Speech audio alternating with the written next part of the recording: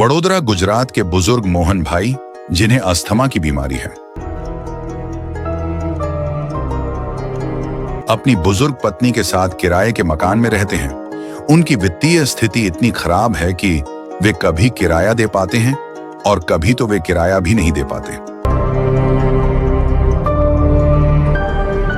इनका कमाने वाला कोई नहीं है। बुजुर्ग पत्नी खेतों में काम करती है, जिससे मिलने वाली मामूली सी मजदूरी से उनका गुजारा नहीं चल पा रहा था। તમે કામ શું કરો છો બેન?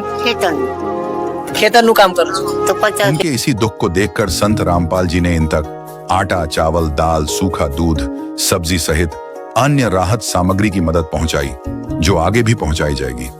जीना तो है उसी का। ये मदद देख मोहन भाई का कहना है कि संत रामपाल जी तो हमारे लिए भगवान के रूप में आए हैं। ભગવાન આયા છે।